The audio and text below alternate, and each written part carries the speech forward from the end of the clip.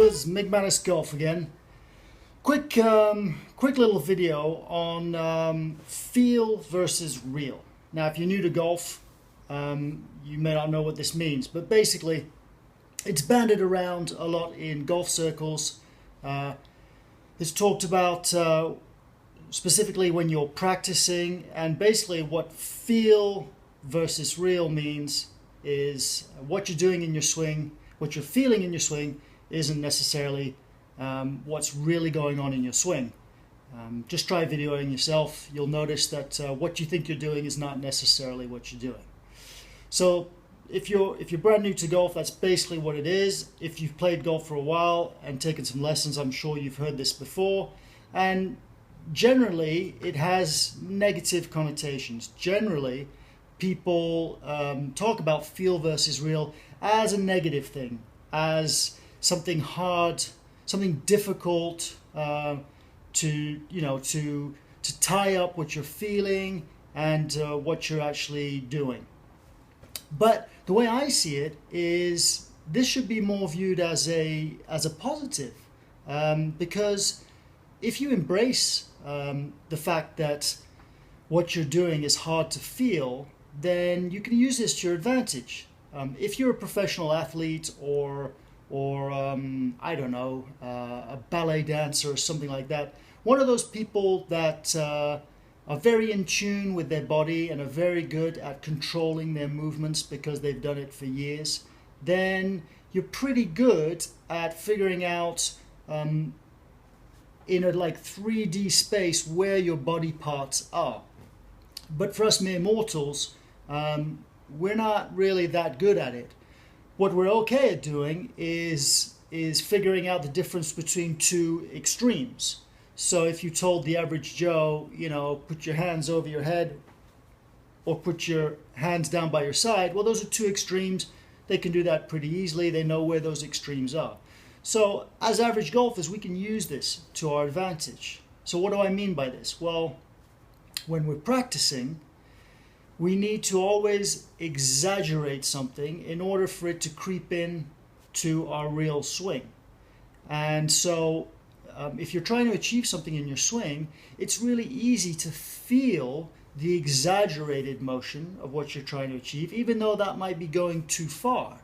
But that is a great way of practicing, because that exaggerated feel is easy for the average guy or girl to feel.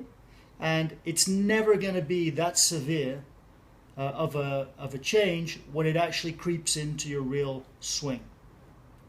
Okay, so we know that we need to practice with these extremes because we can feel them.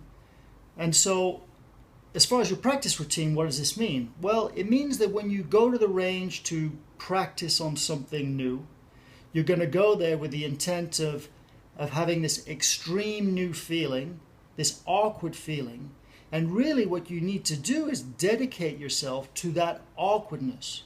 Now what I mean by that is when you're hitting balls, every time you hit the ball, it needs to feel awkward and horrible. That would mean that you're working on the correct thing. Unfortunately, most of us go to the range, we try something new, and it feels horrible, and we slide back into what we were doing. And because what we were doing, we're used to timing it and getting away with it, we start hitting the ball nicely again, and it feels good, and we get that kind of feedback. Oh yeah, that's what I should be doing. This little change is working, but you haven't really made a change. You've just slipped back into what you used to do, and you're kidding yourself. You've kind of tricked yourself into thinking that you've made a change because now you see a nice ball flight again. So the key is to not focus on what the ball is doing. Forget about that. Focus on your body and feeling where your body is. And every time you hit a ball, did that feel awkward? Did it feel like what I'm trying to do? If it's awkward, it's different. And different is good if you're trying to change your swing. Now, eventually, as you practice this new awkward feel, that awkward feel dissipates because it's just becoming part of your normal mechanics. So that's where feedback and monitoring your progress is really important. That's where using a camera or using friends to check you once in a while is imperative, because you need to know the difference between the new thing becoming part of your real swing or you just slipping back into your old habits. So you really need to figure out what's going on so that you can either carry on doing what you were doing because it hasn't translated into a real swing yet, or back off a bit because, like we all know, you don't want to do too much of a good thing. You could go too much the other way and then you're going to have to correct that. So feedback is important, but also embracing the feeling of awkwardness. I want you to go to the range. If you have a bucket of balls with 100 balls in it, I want you to concentrate on hitting, 7 or 8 balls with a really awkward feel, not caring what happens to the ball. I don't care if you shank it, top it, duff it. I don't care. I want you to concentrate on the new feel, or the awkwardness of that new feel, and then go ahead and hit a couple of balls without thinking and see what you get. But really, really concentrate on that horrible, new, awkward, extreme feel. And that, trust me, will eventually seep into your real swing, and that's how you'll make lasting changes. If you just rely on what's comfortable, and we all like doing what's comfortable, we're just doing the same kind of chain or same sequence of crappy little moves in our golf swing that, lead us to not improve.